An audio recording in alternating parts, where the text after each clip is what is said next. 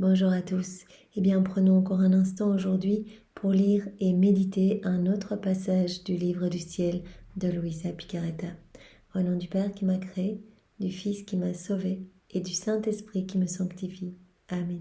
Jésus, je m'immerge en toi, dans ta divine volonté. Je m'unis à toi, je m'identifie à toi, je me fusionne en toi, je consume ma volonté dans la tienne. Et je te supplie de me prendre par la main et de me garder vraiment dans ce grand bain de ta lumière, de tes grâces, de tes bénédictions, de ton humanité, de ta volonté, de ta divinité, de tes mérites. Seigneur, marque-moi du sceau de ton divin fiat et fais de moi ce qui te plaira. Je veux devenir un bon instrument entre tes mains, un instrument de paix, d'amour et de miséricorde. Et je voudrais travailler à l'avènement de ton royaume pour que vraiment ton règne vienne sur la terre comme au ciel, Seigneur. Viens tout faire en moi. Je te donne les commandes de mon existence jusqu'à mon dernier souffle. Et viens particulièrement en cet instant méditer à travers chacun de nous, parler à travers ma bouche. Envoie-moi ton Esprit Saint pour que je reste toujours unie à toi dans ta vérité et que ce moment puisse vraiment te rendre gloire, Seigneur. Le passage que nous allons méditer est celui du 9 avril 1925. Toujours dans le volume 17, et c'est Luisa qui parle. Après plusieurs jours d'amertume et de privation de mon doux Jésus, celui-ci me transporta hors de mon corps. Me prenant dans ses bras, il me plaça sur ses genoux. Oh, comme cela me rendit heureuse après tant de privation et d'amertume. Cependant, je me sentais timide, sans le goût de vouloir quoi que ce soit ou de dire quoi que ce soit. Je n'avais pas ma familiarité coutumière du passé quand Jésus était avec moi. Jésus me fit beaucoup de choses. Il me serra fermement sur lui au point de me faire mal. Il mit sa main sur ma bouche, m'empêchant presque de respirer. Il m'embrassa. Quant à moi, je ne faisais rien pour répondre à ses attentions. Je ne sentais aucun désir de faire quoi que ce soit. Ma privation de lui m'avait paralysée et laissée sans vie. Elle est encore un petit peu dans l'état d'agonie. Voilà, quand elle ne voit pas Jésus, elle est comme asphyxiée de douleur. Et donc là, quand elle voit Jésus, elle est heureuse, mais elle ne fait rien. Elle se laisse embrasser par Jésus et elle se rend bien compte que c'est Jésus qui dispose de toutes les grâces et que c'est lui qui donne à l'âme et qui abreuve l'âme, qui nourrit l'âme, qui l'embrasse, qui la caresse, etc. Ma privation de lui m'avait paralysée et laissée sans vie. Je le laissais simplement faire ce qu'il voulait sans manifester d'opposition. Même s'il m'avait fait mourir, je n'aurais pas dit un seul mot. Désirant que je parle, il me dit « Ma petite fille, dis-moi au moins si tu veux que ton Jésus te lie complètement. » Je répondis « Fais comme il te plaît. » Saisissant alors un fil, il en entoura ma tête, le passa devant mes yeux, mes oreilles, ma bouche, mon cou. En somme, il lia tout mon corps jusqu'à mes pieds.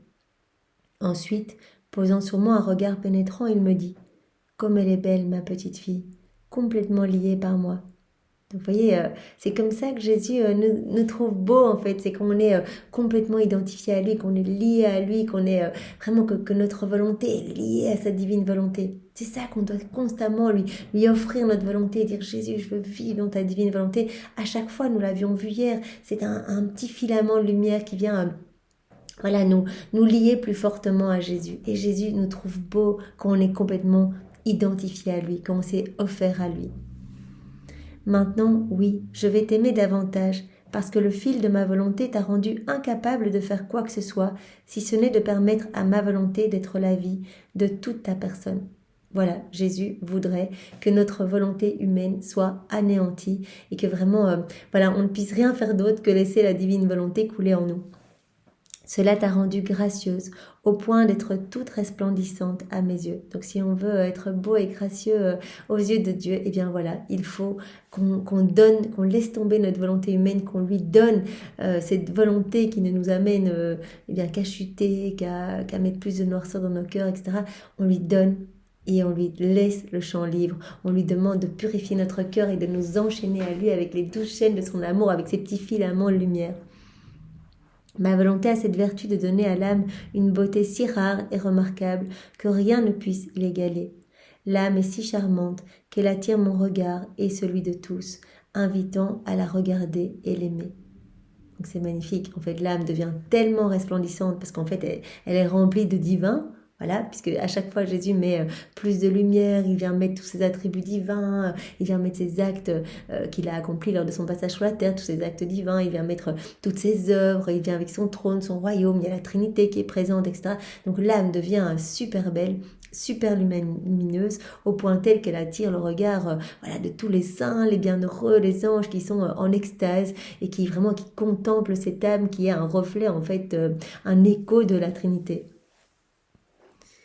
Sur ces mots, je me suis retrouvée dans mon corps, réconfortée et plus forte, il est vrai, mais remplie d'amertume à la pensée qu'il ne reviendrait peut-être pas avant longtemps, et que je ne lui avais pas dit un seul mot au sujet de mon pénible état.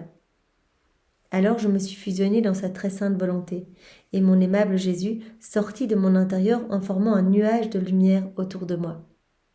Elle se plonge dans la divine volonté et elle voit que voilà, il y a vraiment un nuage de lumière autour d'elle, et Jésus est là.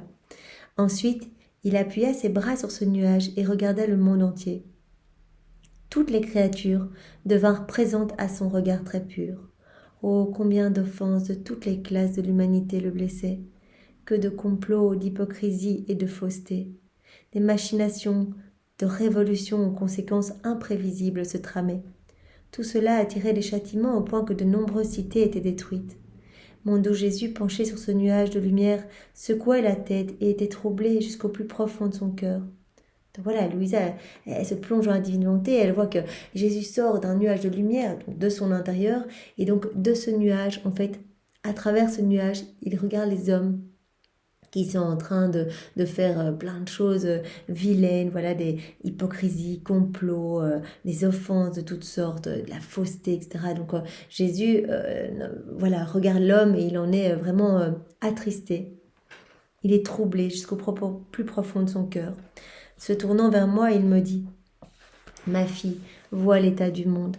C'est si grave que je ne peux le regarder qu'à travers ce nuage. C'est tellement grave, l'iniquité des hommes, l'indifférence, la froideur. Et regardez ce qui se passe aujourd'hui, toutes ces personnes qui sortent dans la rue pour essayer de trouver des adhérents vraiment pour Satan, etc. Donc il y a vraiment des choses terribles qui sont en train de se passer, des lois contre la vie, etc. Eh bien, Jésus dit, je peux plus regarder les hommes, c'est pas possible. En fait, mon amour est tellement rejeté et bafoué que je souffre trop de regarder les hommes. Et donc, ma justice est amenée à se déverser sur les hommes. Et c'est pourquoi je les regarde à travers ce nuage. Je ne peux plus la regarder par un autre prisme que par ce nuage, qui est formé par les actes que tu fais en union avec moi. Donc, à chaque fois que nous faisons des actes en union avec Jésus, on mange dans la divine volonté, on se balade dans sa divine volonté, etc., lorsqu'on lui laisse plus de place en nous, eh bien, nous permettons vraiment de recréer ce petit voile pour que Jésus puisse regarder les hommes, nos frères et sœurs, regarder chacun de nous avec nos états de péché à travers ce petit voile de lumière, pour que vraiment cela lui soit plus supportable et que sa justice divine soit apaisée.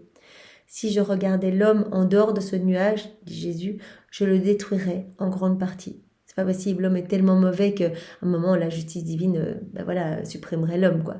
Mais grâce à ce petit voile de lumière qui est offert par les âmes qui vivent en union avec Jésus, Jésus peut regarder, la Trinité peut regarder encore les hommes. Mais sais-tu ce qu'est ce nuage de lumière?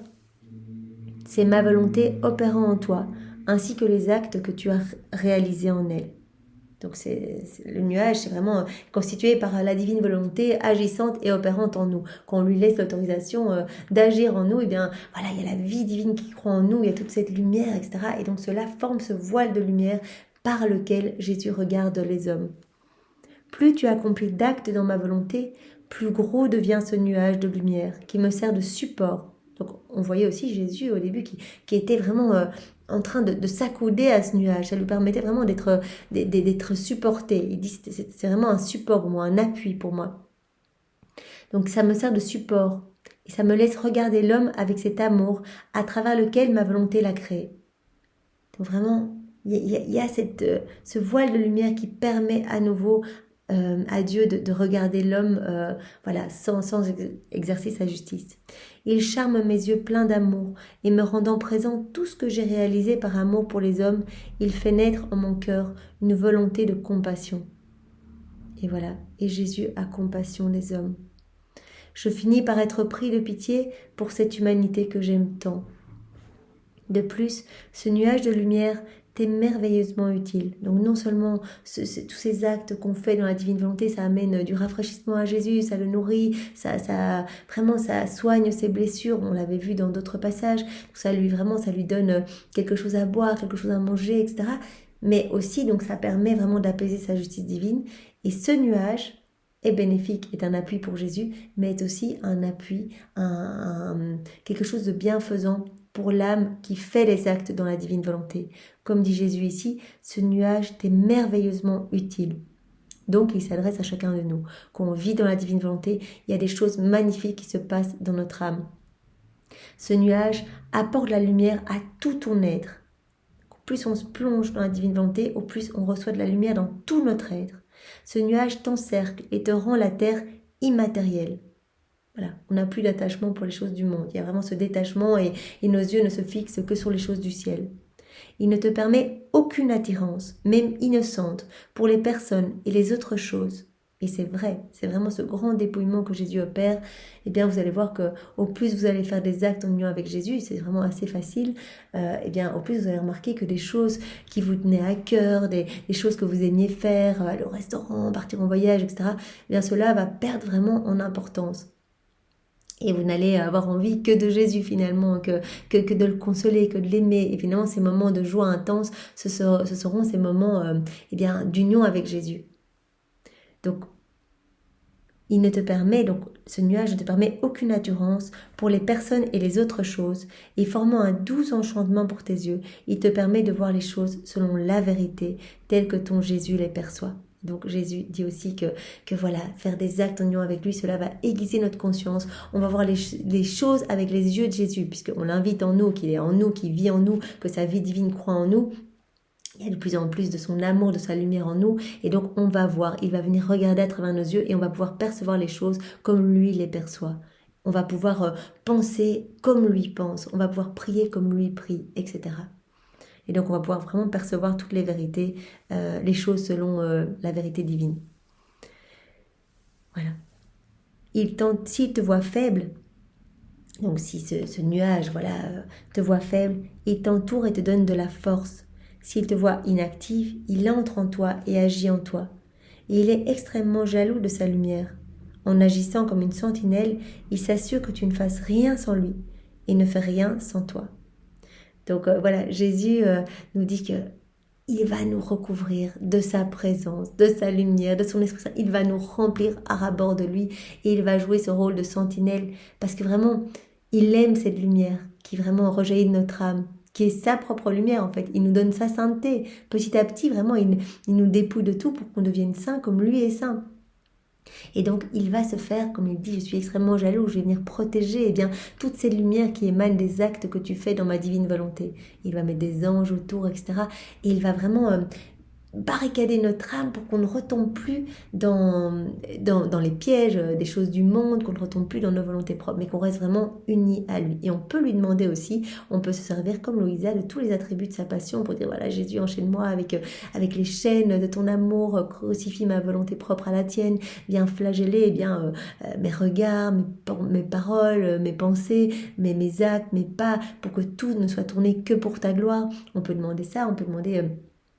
plante ta couronne d'épines dans mon âme et faire sortir tout ce qui résulte de ma volonté propre, laisse une épine au milieu pour que je me rappelle toujours de tout ce que tu as fait pour moi et que mon amour pour toi puisse croître jour après jour, entoure mon âme de tes épines pour que rien ne puisse rentrer de mauvais dans mon âme et que vraiment mon âme puisse être gorgée de ton amour et que je puisse être comme une extension de ton humanité à toi. Vraiment, nous pouvons demander ça. Nous pouvons demander cette ressemblance jour après jour. Jésus, en tout cas, se fera la sentinelle de notre âme et il nous demandera de devenir la sentinelle de son Sacré-Cœur.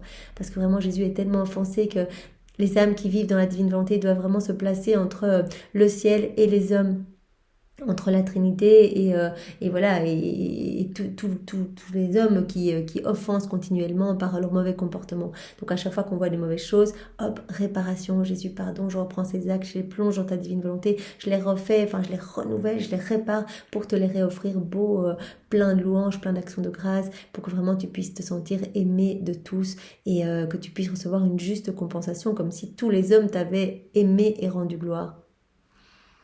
Donc voilà, Jésus se veut notre sentinelle et il veut que nous devenions ses sentinelles à lui, qu'on le protège et qu'on lui offre du réconfort, de l'amour, du soutien. Voilà, en faisant nos actes, on devient soutien pour Jésus. Voilà. Il est extrêmement jaloux de sa lumière. En agissant comme une sentinelle, il s'assure que tu ne fasses rien sans lui et il ne fait rien sans toi. Pourquoi alors, ma fille, t'affliges-tu à ce point? Laisse ma volonté travailler en toi et ne concéder aucun acte de vie à ta volonté qui ne soit pas en moi.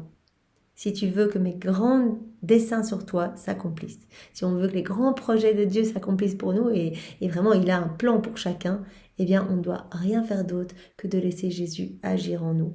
Laisser sa divine volonté travailler en nous et ne concéder aucun acte de vie à notre volonté propre. Seigneur, merci pour ce bon conseil. Vraiment, donne-nous les grâces de pouvoir, de pouvoir nous rappeler à chaque instant de t'appeler, de pouvoir te mettre à la première place dans nos vies, de pouvoir te laisser cette place d'honneur dans nos cœurs. Donne-nous cette grâce de l'humilité. C'est très important dans la divine volonté que vraiment, nous mourions à nous-mêmes pour laisser toute la place à Jésus. Donne-nous la grâce vraiment de la constance. Tu nous appelles à cette constance. Tous les jours, tu nous dis que c'est important. Au plus on va te donner notre oui, au plus tu vas pouvoir, avec confiance, nous donner cette vie divine et la faire croître en nous. Alors vraiment, dispose-nous et fais de nous ce qu'il te plaira, Seigneur. Nous sommes tous offerts à toi pour ta plus grande gloire. Sois loué, béni et glorifié dans ta divine volonté, Seigneur, au nom de tous. Au nom du Père et du Fils et du Saint-Esprit. Amen. Soyez tous bénis. Passez une belle journée. Au revoir.